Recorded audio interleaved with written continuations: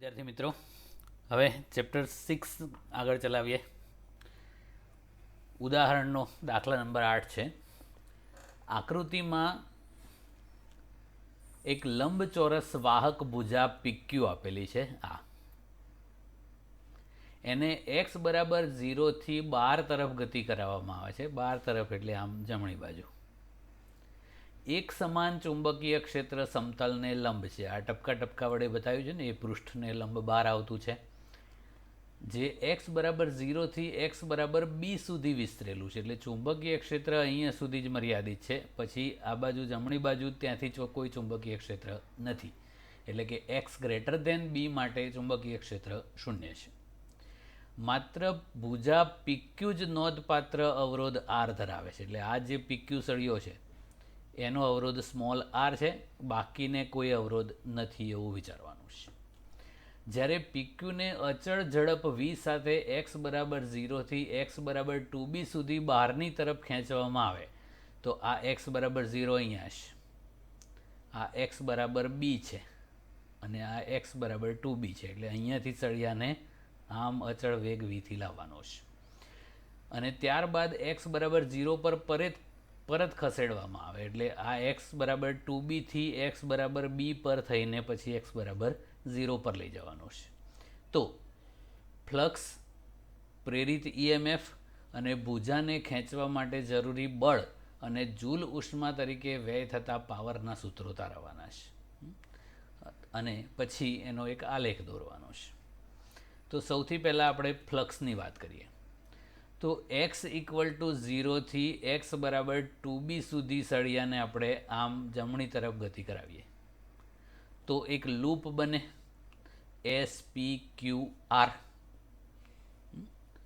SPQR. તો આ રીતનું લૂપ બને. જેમ જેમ સળિયો 12 તરફ ખેંચતા જઈએ એમ આ જે લૂપ વડે ઘેરાતું ક્ષેત્રફળ છે એ વધતું જાય. તો ફ્લક્સ ફાઈ બરાબર L એટલે BLX. તો અહીંયા આ જે અંતર x છે એ 0 થી b સુધી વધતું જતું રહે. તો આ જે પ્રેરિત EMF એટલે ફ્લક્સ છે એ એક્સનું મૂલ્ય વધતું જાય એમ ફ્લક્સ પણ ક્રમશઃ વધતું જાય. મેક્સિમમ ક્યાં સુધી વધે? અહીંયા સુધી. એટલે આ x બરાબર b થાય ત્યારે ફ્લક્સ મહત્તમ થઈ જાય. પછી જ્યારે એ x બરાબર b થી x બરાબર 2b જતો હોય એ વખતે ભલે xનું મૂલ્ય વધતું જાય છે પણ પછી b તો અચળ થઈ ગયું, કારણ કે એ તો આટલામાં જ છે. તો એ જ ચુંબકીય ફ્લક્સ મેક્સિમમ આપણને મળેલું છેલ્લે એન્ડમાં ક્યાં? x બરાબર b પાસે, એ BLB જેટલું. પછી ફ્લક્સમાં કોઈ વધારો ના થાય. ક્ષેત્રફળ ભલે વધે પણ b અચળ છે એટલે ફ્લક્સ અચળ થઈ જાય. આટલું. તો x બરાબર 0 થી x બરાબર b સુધી xનું મૂલ્ય જેમ વધતું જાય એમ ફ્લક્સ વધતું જાય એક ધારું સમપ્રમાણમાં xના, અને પછી અચળ થઈ જાય. હવે પાછું લાવો તો x બરાબર 2b થી પાછું x બરાબર b સુધી અચળનું અચળ રહે અને પછી x બરાબર b થી x બરાબર 0 આવે એમ ક્રમશઃ ઘટતું જાય અને અહીંયા આવે એટલે પાછું 0 થઈ જાય. ઓકે.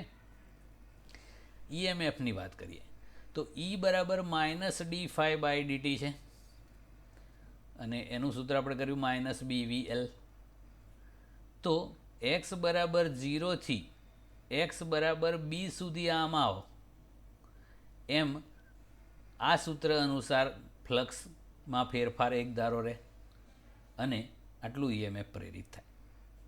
પછી અહીંયાથી અહીંયા ફ્લક્સ અચળ છે તો અચળનું વિકલન 0 હોય તો EMF પણ 0 થઈ જાય. એટલે x બરાબર b થી x બરાબર 2b સુધી કોઈ EMF પ્રેરિત ના થાય. પાછું x બરાબર 2b થી પાછા x બરાબર b પર આવો ત્યારે પણ EMF 0 જ હોય, કારણ કે ફ્લક્સ અચળ છે એટલે ફ્લક્સના ફેરફારનો દર 0. પાછું x બરાબર b થી x બરાબર 0 આવો ફરી EMF ઉત્પન્ન થાય પણ પહેલાં કરતાં વિરુદ્ધ, એટલે આ માઇનસ BVL હતું, તો પછી પાછા આવતી વખતે અહીંયાથી અહીંયા સુધી પ્લસ BVL હોય. ઓકે, પ્રવાહની વાત કરીએ તો આ જે લૂપ છે એમાં આ PQ સળિયાના બે છેડાઓ છે એમની વચ્ચે આ EMF પ્રેરિત થાય, એટલે એક છેડો ધન ને એક ઋણ બને. એટલે આ લૂપની અંદર પ્રવાહ હવે, તો એ પ્રવાહ કેટલો હોય તો ઓમના નિયમ પ્રમાણે I = E/R. E એટલે BVL, આપણે ખાલી મૂલ્ય લખ્યું છે, ભાગ્યા એ પરિપથનો અવરોધ. અહીંયા ખાલી સળિયાને જ અવરોધ છે, આ બધાને નથી, એટલે ટોટલ અવરોધ આ સળિયાનો જે હોય એ જ આટલો પ્રવાહ હવે. ઓકે, હવે બળ અને પાવરની વાત કરીએ. મિત્રો, લેન્ઝના નિયમ અનુસાર EMF એવી દિશામાં પ્રેરિત થાય છે કે જેથી એ જેને લીધે પ્રેરિત થતું હોય એનો વિરોધ કરે. તો આપણે PQ સળિયાને જો સતત ગતિમાં રાખવો હોય તો એ જે બળ ઉત્પન્ન થાય લેન્ઝ બળ કહેવાય છે. એમ્પિયરના નિયમ પ્રમાણે F = ILB જેટલું હોય. તો આટલું બળ જો સળિયાને આપણે જમણી તરફ ગતિ કરાવતા હોઈએ તો એટલું ને એટલું બળ આપણે ડાબી તરફ ઉત્પન્ન થશે, અને ડાબી તરફ ગતિ કરાવો તો એટલું બળ જમણી તરફ ઉદ્ભવે. એટલે આપણે જે બળ લગાડવું પડે એ શોધીએ છીએ. તો F = BIL, એમ્પિયરના નિયમ પ્રમાણે આ બળ ગતિના વિરોધ કરે છે એટલા માટે એને લેન્ઝ બળ કહે છે. આઈની કિંમત આપણે કરી BVL/R, તો આ આઈની જગ્યાએ BVL/R કરી દીધું, ઇન્ટુ B ઇન્ટુ L કરો એટલે B²VL²/R. હવે EMF માત્ર 0 થી B દરમિયાન જ ઉત્પન્ન થાય છે, એટલે બળ પણ એ દરમિયાન જ ઉત્પન્ન થશે. પછી B થી 2B દરમિયાન કોઈ પ્રવાહ કે કોઈ EMF કશું ઉત્પન્ન જ ના થાય, એટલે વિરોધ કરવાનો પ્રશ્ન જ નથી, એટલે બળ 0. પાછા આવો એટલે 2B થી પાછા B, એ વખત પણ બળ 0. પછી B થી પાછું x = 0 ઉપર આવો એટલે પાછું બળ લાગે, પણ ગતિ ડાબી બાજુ થાય છે એટલે બળ જમણી બાજુ. એ જ વસ્તુ આપણે આલેખમાં પણ સમજીએ છીએ. પછી હવે જુલિયન પાવરની વાત કરીએ. ગૂંચળામાં પ્રવાહ વહેતો હોય એટલે અવરોધ વિરુદ્ધ ઉર્જાનો વ્યય થાય. દર સેકન્ડે ઉર્જા એટલે પાવર. PJ એટલે જુલિયન પાવર, I²R. તો મિત્રો, આઈનું સૂત્ર આપણે કર્યું આવું, BVL/R એનો હોલ સ્ક્વેર ઇન્ટુ R, એક R ઉડી જશે એટલે B²L²V²/R. આટલો પાવર ઉત્પન્ન થાય, એ જૂલ ઉષ્મા સ્વરૂપે હોય. પણ ક્યાં સુધી? જ્યારે EMF ઉત્પન્ન થતું હોય ત્યાં સુધી જ, એટલે 0 થી B દરમિયાન. પછી B થી 2B કોઈ EMF ઉત્પન્ન થતું નથી, એટલે કોઈ પ્રવાહ પણ ના હોય ને પાવર વ્યય પણ ના હોય.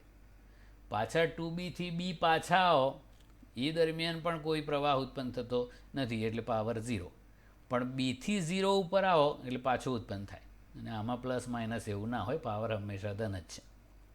ઓકે, તો એ જ વસ્તુ આપણે આલેખમાં જોઈએ. જો પહેલાં ફ્લક્સની વાત કરીએ તો શરૂઆતમાં ફ્લક્સ 0 થી B સુધી સતત વધતું જાય છે BLX પ્રમાણે. તો આ ફ્લક્સ એક જ ધારું વધતું ગયું, અને x = B પાસે એ ફ્લક્સ મહત્તમ થઈ ગયું. પછી x = B થી x = 2B સુધી કોઈ ફ્લક્સમાં ફેરફાર થતો નથી. ફ્લક્સ તો સંકળાયેલું હોય, પણ એ શરૂઆતમાં જે હતું એ જ, પછી એમાં કોઈ ફેરફાર થતો નથી, એટલે અચળ. પછી પાછા 2B થી B, એ દરમિયાન પણ ફ્લક્સમાં કોઈ ફેરફાર ના થાય, કારણ કે એ 2B અને B વચ્ચે કોઈ ચુંબકીય ક્ષેત્ર હાજર નથી. પણ B થી 0 પર પાછા આવો ડાબી બાજુ, તો ફ્લક્સમાં ક્રમશઃ ઘટાડો થતો જાય, એટલે આવું થઈ ગયું. ઓકે, આ x = 0 છે, આ x = B છે, આ x = 2B, પાછું B અને પાછું 0. ઓકે, EMFની વાત કરીએ તો શરૂઆતમાં E = -BVL પ્રમાણે આવું -BVL જેટલું અચળ EMF પ્રેરિત થાય. ક્યાં સુધી? x = B સુધી જ. પછી 0, 2B સુધી જાઓ ત્યાં સુધી 0 0, 2B થી પાછા B પર આવો ત્યારે 0, પછી પાછા બીથી એક્સ ઇક્વલ ટુ 0 આવો એટલે ફરીથી ઈએમએફ ઉત્પન્ન થાય.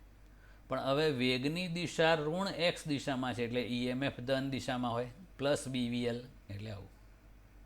ઓકે, બળની વાત કરીએ તો આ સૂત્ર પ્રમાણે જ્યારે ગતિ એક્સ ઇક્વલ ટુ 0થી એક્સ ઇક્વલ ટુ બી તરફ થતી હોય ત્યારે વેગની દિશા ધન એક્સ દિશામાં છે એટલે બળ ઋણ એક્સ દિશામાં લાગે, કારણ કે એ ગતિનો વિરોધ કરતું હોય પણ અચળ હોય, કારણ કે આમાં વેગ અચળ છે, બાકીનું તો બધું અચળ છે જ, એટલે આવું થાય.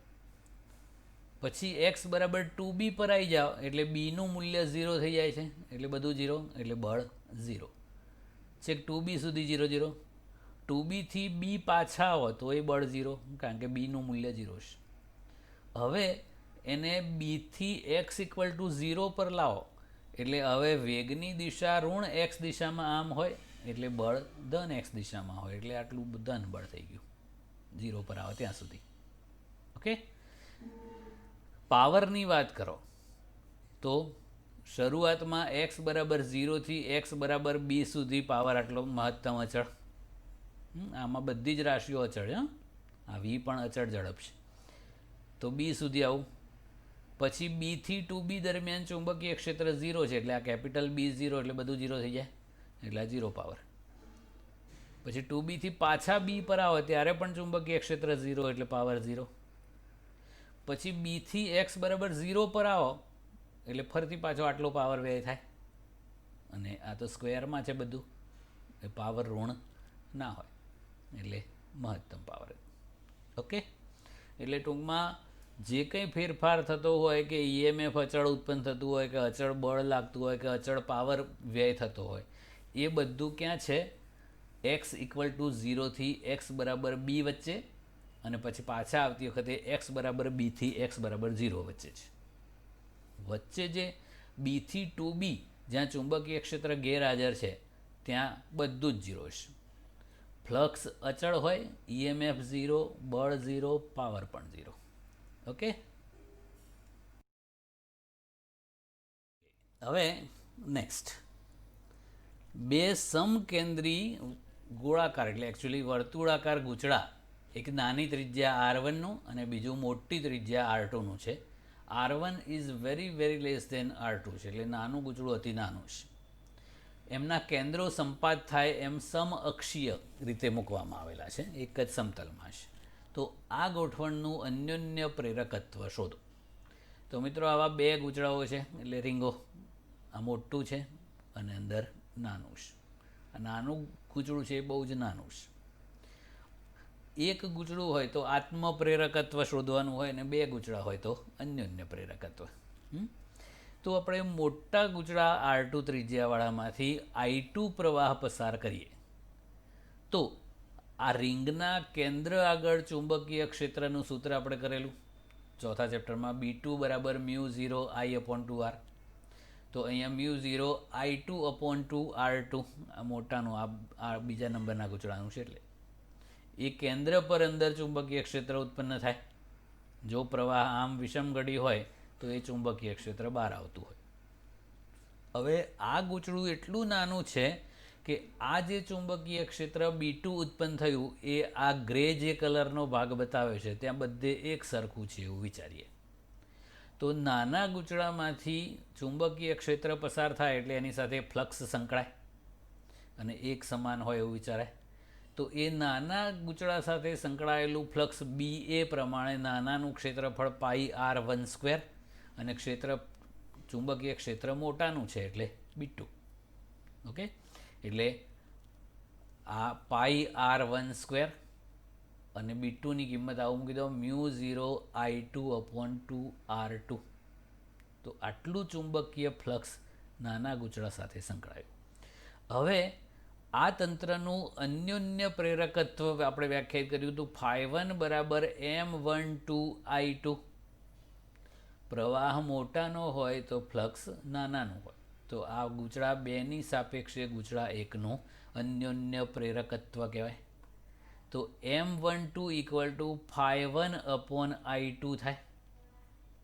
તો φ1 અને આ I2 ને નીચે લઈ જાઓ તો શું બચ્યું? μ0πr1 2r2. તો આ બે ગૂંચળાઓના તંત્રનું અન્યોન્ય પ્રેરકત્વ થઈ ગયું. હવે રેસિપ્રોસિટી થિયરમ પ્રમાણે ગૂંચળા બેની સાપેક્ષે એકનું કે એકની સાપેક્ષે બેનું અન્યોન્ય પ્રેરકત્વ સરખું જ હોય, એટલે આવું M12 ને M21 લખવાની જરૂર નહીં, એને સિમ્પલી એમ જ કહેતા હોઈએ છીએ. અને એ બંનેના મૂલ્યો સેમ જ હોય, μ0πr1/2 2r2. ઓકે, MCQમાં આ પૂછી શકાય કે આવા બે રીંગો હોય આ ટાઈપની, તો એનું અન્યોન્ય પ્રેરકત્વ ચલે છે ખાલી જગ્યા, પછી ત્રિજ્યાઓના સંદર્ભમાં જવાબ લખવાનો હોય. તો r1/2/r2 ના સમપ્રમાણમાં હોય, કારણ કે બાકીનું અચળ. ઓકે, અન્યોન્ય પ્રેરકત્વ શોધવાનું હોય તો પહેલાં ફાઈ શોધવાનો, પછી એના પરથી પહેલાં બી શોધવાનું, બી પરથી ફાઈ અને ફાઈ પરથી એમ. ઓકે, અને આત્મપ્રેરકત્વ શોધવાનું હોય તો પહેલાં બી, એના પરથી ફાઈ અને પછી એના પરથી એલ. આત્મપ્રેરકત્વમાં ફ્લક્સ ને પ્રવાહ બંને એ જ ગૂંચળાના હોય, પોતાના જ. અન્યોન્ય પ્રેરકત્વમાં ઓલ્ટરનેટ હોય, ફ્લક્સ પહેલાંનું હોય તો પ્રવાહ બીજાનો. બી પરથી ફાઈ, ફાઈ પરથી એલ. આત્મપ્રેરકત્વ માટે બફેલો યાદ રાખવાનું, બી ફાઈ એલ. અને અન્યોન્ય પ્રેરકત્વમાં બી ફાઈ એમ યાદ રાખવાનું, બાફી મારો. ઓકે, ઉદાહરણ 10 કરીએ.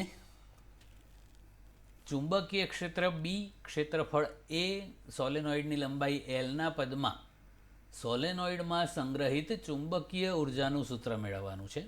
અને એ ચુંબકીય ક્ષેત્રની ઉર્જાને કેપેસિટરમાં સંગ્રહાયેલી જે ઉર્જા છે એની સાથે સરખામણી કેવી રીતે કરાય છે એની વાત પછી. તો આપણે ઉર્જાનું સૂત્ર કરેલું U = ½ Li², સોલેનોઇડ માટે કરેલું ને. તો આમાં આપણે ચુંબકીય ક્ષેત્ર સોલેનોઇડ માટે B = μ0n I છે. આના પરથી આઈને કરતાં બનાવો એટલે B/μ0n થાય. આ સ્ક્વેર કરીને આઈની જગ્યાએ મૂકી દઈએ B0, એટલે B/μ0n². ઓકે, હવે આ હાફનું હાફ. સોલેનોઇડના આત્મપ્રેરકત્વનું સૂત્ર પણ આપણે કર્યું, μ0n²Al. તો એની કિંમત મૂકી અને આનો સ્ક્વેર એમનામ જ. હવે આનું સાદુરૂપ આપી દઈએ તો જેટલું ઉડતું હોય એટલું ઉડાડી દેવાનું. આ n² ને આ n² ઉડી જશે, કારણ કે અહીંયા સ્ક્વેર છે. આ μ0² છે, ઉપર એક μ0 એટલે નીચે એક μ0 બચશે, બાકીનું જે થતું હોય. તો આ રીતનું થઈ ગયું. તો આ 1/2 μ0b²Al. તો આ સોલેનોઇડની અંદર જે ચુંબકીય ક્ષેત્ર સ્વરૂપે ઉર્જાનો સંગ્રહ થાય છે એનું સૂત્ર થઈ ગયું. હવે એકમ કદ દીઠ ચુંબકીય ઉર્જા કરવી હોય તો એકમ કદ દીઠ ઉર્જા, એને આપણે ઉર્જા ઘનતા પણ કહીએ છીએ. તો આ જે કુલ ઉર્જા છે એને કદ વડે ભાગી નાખવાનું.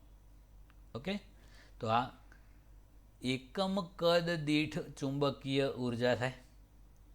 અને મિત્રો, સોલેનોઇડનું કદ એટલે તો Al થાય, ક્ષેત્રફળ ગુણ્યા લંબાઈ.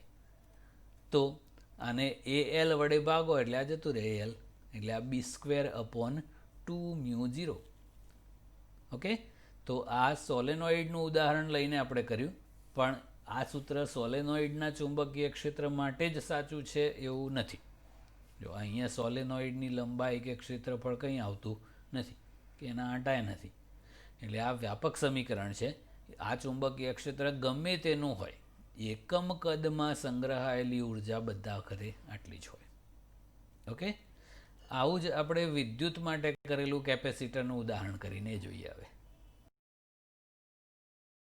મિત્રો, આપણે જે રીતે ચુંબકીય ઉર્જા, એકમ કદ દીઠ ચુંબકીય ઉર્જા કરી, એવું ચેપ્ટર 2માં કેપેસિટરની અંદર એકમ કદ દીઠ સંગ્રહાયેલી ઉર્જાનું સૂત્ર કરેલું, આવું ½ε0E². અને આ ચેપ્ટરમાં જે કર્યું એ UB = B²/2 μ0 છે. જો અહીંયા હાફ છે એવું અહીંયા હાફ છે, અહીંયા ε0 છે એવું અહીંયા 1/μ0 છે, અહીંયા E² છે એવું અહીંયા ચુંબકીય તીવ્રતા બી સ્ક્વેર છે. તો વિદ્યુત ઉર્જા જે છે એ વિદ્યુત ક્ષેત્રના વર્ગના સમપ્રમાણમાં છે. એવી જ રીતે ચુંબકીય ઉર્જા છે એ ચુંબકીય ક્ષેત્રની તીવ્રતાના વર્ગના સમપ્રમાણમાં છે. આપણે આમાં ઉદાહરણ તરીકે સોલેનોઇડ લીધો હતો, આમાં ઉદાહરણ તરીકે કેપેસિટર લીધેલું છે, પણ આમાં કેપેસિટરની કોઈ રાશિ નથી અને આમાં સોલેનોઇડની કોઈ રાશિ નથી. એટલે આ બંને સૂત્રો વ્યાપક સૂત્રો છે. એટલે ગમે તેનું વિદ્યુત ક્ષેત્ર હોય કે ગમે તેનું ચુંબકીય ક્ષેત્ર હોય, એકમ કદ દીઠ સંગ્રહાયેલી ઉર્જા આ સૂત્રથી મળી જાય. આપણે ચેપ્ટર નંબર 8ની અંદર વિદ્યુત ચુંબકીય તરંગોની ચર્ચા કરવાની છે, જેમાં વિદ્યુત ક્ષેત્ર અને ચુંબકીય ક્ષેત્ર બંને એક સાથે સંકળાયેલા હોય છે. એટલે કોઈ પણ અવકાશમાંથી જ્યારે વિદ્યુત ચુંબકીય તરંગ પસાર થતું હોય ત્યારે એમાં વિદ્યુત ઉર્જા અને ચુંબકીય ઉર્જા સંગ્રહાયેલી હોય અને એ ક્રમશઃ આગળ વધતી હોય છે. એ બધું ચેપ્ટર 8માં આપણે કરીશું. હવે આ ચેપ્ટરનો લાસ્ટ દાખલો છે 11. કમલા એક સ્થિર સાયકલને પેડલ મારે છે. સાયકલના પેડલ્સ 100 આંટાઓ અને 0.1 મીટર સ્ક્વેર ક્ષેત્રફળ ધરાવતા ગૂંચળા સાથે જોડાયેલા છે. આ ગૂંચળું અડધા આંટા પ્રતિ સેકન્ડથી ભ્રમણ કરે છે. તો એ ગૂંચળાના પરિભ્રમણની ધરીને અનુરૂપ લંબરૂપે 0.01 ટેસ્લાનું ચુંબકીય ક્ષેત્ર મૂકવામાં આવે છે. તો પેદા થતો મહત્તમ વોલ્ટેજ કેટલું હોય? તો આ અડધો આંટો પ્રતિ સેકન્ડ છે, એટલે એની આવૃત્તિ આપી છે એકચ્યુઅલી 0.5 હર્ટ્ઝ. આંટાની સંખ્યા 100 છે. ક્ષેત્રફળ 0.1 મીટર સ્ક્વેર આપ્યું છે. ચુંબકીય ક્ષેત્ર 0.01 ટેસ્લા આપ્યું છે. આપણે જે જનરેટરનું સૂત્ર કરેલું એમાં EMFનું સૂત્ર હતું આવું, નવાબ sine omega T, N omega A B, આવું યાદ રાખવાનું એટલે જલ્દી રહે. સાઇન ઓમેગા ટીનું મેક્સિમમ મૂલ્ય 1 હોય એટલે મહત્તમ EMF નવાબ થાય, એન ઓમેગા એ બી. આવૃત્તિ સ્વરૂપે લખવું હોય તો ઓમેગાની જગ્યાએ આપણે 2 ન્યૂ લખી દઈએ. આ વી નથી હો, ન્યૂ છે આવૃત્તિ. બસ કિંમતો મૂકી દઈએ. આંટાની સંખ્યા 100, ચુંબકીય ક્ષેત્ર 0.01, ક્ષેત્રફળ 0.01 ચુંબકીય ક્ષેત્રફળ 0.1, આ 2 પાઈ એટલે 3.14 અને આવૃત્તિ 0.5 હર્ટ્ઝ. આ ગુણાકાર કરી દો એટલે મેક્સિમમ EMF મળી જાય 0.314 volt. Okay, that's it. Chapter finish.